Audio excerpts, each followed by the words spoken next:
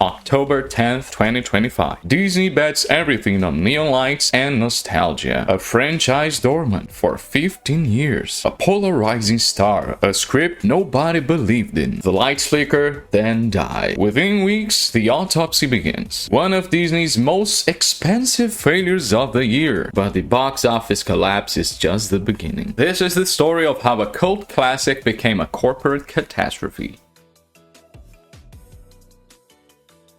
The numbers hit like a light cycle slamming into a wall. Opening weekend, 33.5 million domestic, 27 million international, and $60 million total. Industry projections had an estimated $45 to $50 million domestic alone. The film missed by over $10 million in its first 3 days. Second weekend dropped 65%, just $11 million. The collapse is immediate and severe. Final tally, $73.2 million domestic, 69.1 million international, or 142.2 million worldwide. Against production costs of $220 million, marketing spend of $102.5 million, total investment $347.5 million. The break-even threshold sits somewhere around $450 million. Tron Ares doesn't get close. Disney loses $132 million when all revenue streams are calculated.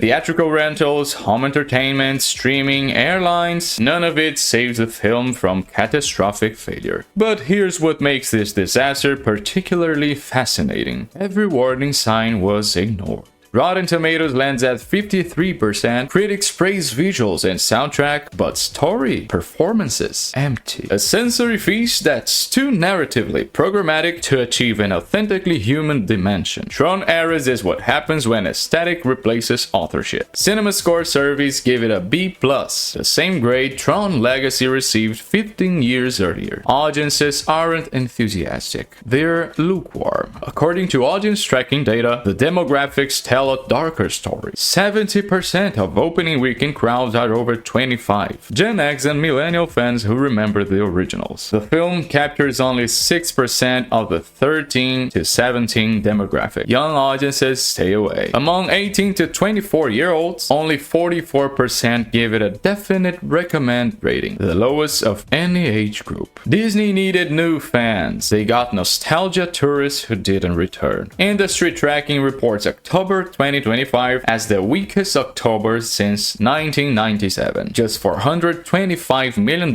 across all titles. Tron Ares leads a parade of failures. Hollywood Reporter sources are blunt. The franchise on the big screen is likely finished.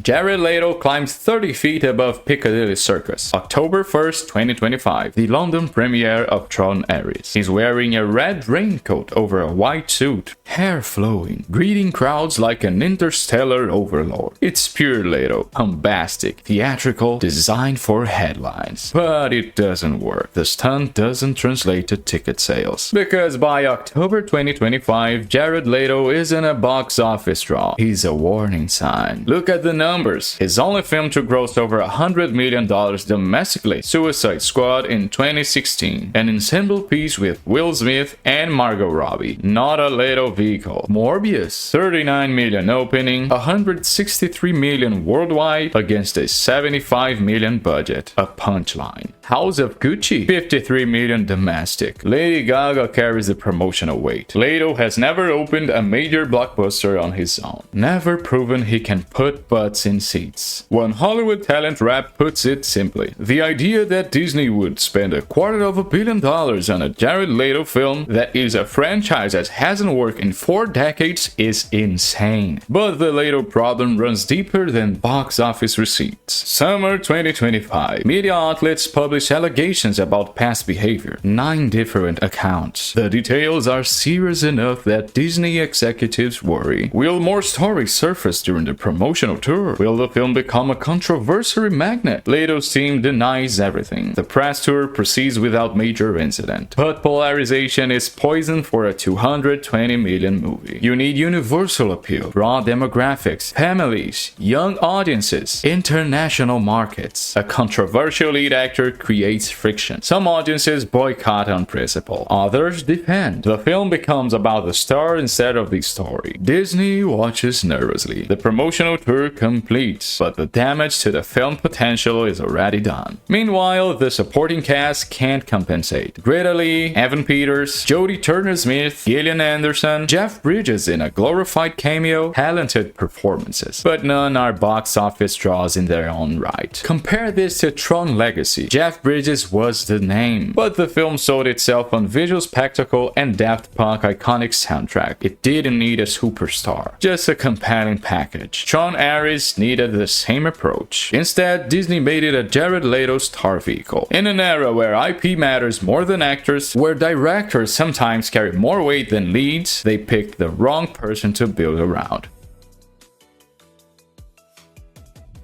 2010, Tron Legacy grosses $400 million worldwide. Not spectacular, but solid. Profitable. Director Joseph Kosinski proves his talent. He later delivered Top Gun Maverick and F1. Disney immediately begins developing Tron 3. The plan? A direct sequel, Kosinski returns, Garrett Hedlund back as Sam Flynn, Olivia Wilde as Cora, the grid expands, programs enter the real world. Then Disney puts it cryogenic freeze. The studio acquires Lucasfilm, Marvel dominates, Star Wars returns, Tron becomes a backburner project. Years pass, the momentum dies. 2017 Disney pivots, not a direct sequel anymore, a soft reboot. Jared Leto attaches himself as producer and star. He's been interested in the franchise since in early materials. He pitches, he pushes, he has an ally. Sean Bailey, Disney's live-action production chief. Bailey produced Tron Legacy in 2010. He champions the reboot. But here's where things fracture. Jesse Wiguto writes multiple versions. Each iteration shifts. The Ares concept remains, a program entering our world, but the execution stays uncertain. Garth Davis exits in January 2023. Creative differences. Joaquin Roning takes over a month later. Sources reveal the problem. Roning wants a different script than what Disney pushes to greenlight, but Disney is committed. Production can't delay again. The 2023 strikes push filming to January 2024. Shooting wraps in May. Post-production reveals 18 producer credits, 18 different voices, 18 sets of notes. Roning diplomatically describes collaboration with producers and studio. Translation designed by committee. The result lands on screen with a thud. Critics identify the core issue immediately. Underdeveloped plot, hollow characters, no vision. One review nails it. A toothless sequel with a non-charismatic lead. The screenplay becomes a fatal flaw, and no amount of Neo can hide it. And there's another creative decision that alienates fans. Sam Flynn, Cora, the character audiences connected with in Tron Legacy, sidelined. Referenced but absent. Roning claims the story moved beyond them, but fans see a reboot throwing away emotional investment. One fan review captures it. Tron Ares drops the ball on continuing the legacy. Daft Punk's score for Tron Legacy is legendary. Derazed. The game has changed. End of line. Electronic perfection. The music elevates the film beyond its narrative limitations. It's what people remember the most. For Tron Ares, Disney goes industrial. 9 Inch Nails, Trent Reznor, and Atticus Ross. The choice seems logical on paper, but it ignores how memory works. Daft Punk isn't just a soundtrack. It's an identity marker for an entire generation. Fans who saw Legacy in 2010 were teenagers, early 20s. The music imprinted, became synonymous with the franchise itself. D-Raz playing over light cycle races, End of Line pulsing through Caster's Club, these aren't just songs, they're emotional anchors. Replacing Daft Punk with 9 Inch Nails asks fans to abandon 15 years of muscle memory. The Tron Ares soundtrack is technically excellent, dark, aggressive, Oscar-winning composers doing professional work, but it's unfamiliar. jarring, wrong frequency. Critics notice immediately. The narrative and soundtrack never sync. Disney made a calculated artistic choice, but nostalgia isn't rational. It's chemical. When fans hear Daft Punk's synthetic precision, their brains release dopamine, pattern recognition, reward response. Nine Inch Nails triggers different associations. Industrial rock, grittier contexts, the social network, darker themes. Not Tron. The mismatch compounds every other problem, because in a film already struggling with story and character, the one guaranteed emotional connection is severed. The marketing makes things worse. Disney spends $102.5 million promoting Tron Ares, Comic-Con activations, a laser light Nine Inch Nails concert at the Hollywood premiere that shuts down Hollywood Boulevard, touring light cycles, but every trailer emphasizes spectacle without stakes. Neon-drenched action, light cycle chases, the grid meets reality. What's missing? Character, emotion, reasons to care. Disney targets males aged 13 to 28, hoping to capture the Minecraft movie demographic. But Tron isn't Minecraft. Tron is cult cinema with a modest fan base. The promotional tours lacks cultural penetration, no viral moments, no genuine buzz. Leto does stunts, the cast does interviews, nothing lands.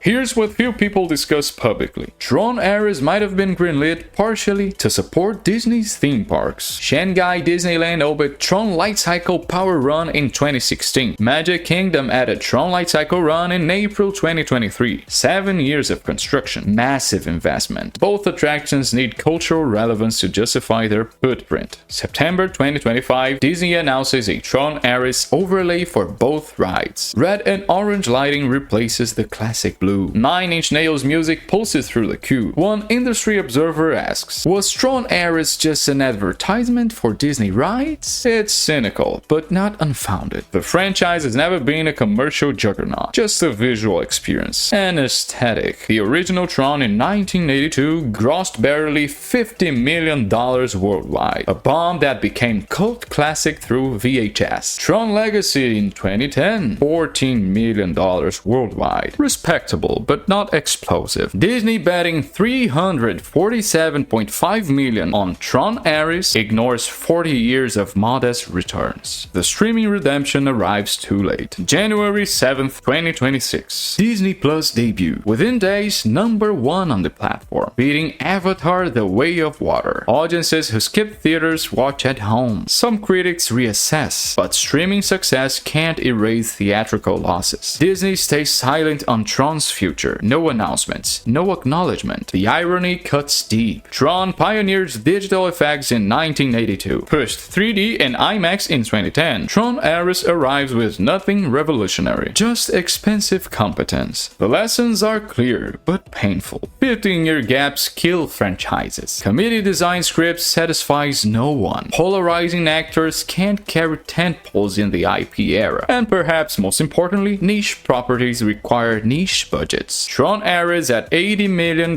could have worked. A lean, focused sci-fi thriller, a genuine sequel to Legacy that honored Sam Flynn's story. At $220 million, it needed to be something it never was. A mainstream blockbuster, a cultural event. The grid powered down, the cycle stopped, and Disney absorbed one more expensive lesson about respecting franchise DNA. Tron Ares needed $80 million and creative freedom. Disney gave it $220 million and 18 producers. The result? A franchise likely finished, a loss that can't be streamed away, and a reminder that misunderstanding your own property is the most expensive mistake in Hollywood. If you enjoyed this deep dive, hit the like button and subscribe for more analysis of Hollywood's biggest disasters and hidden gems. Until next time.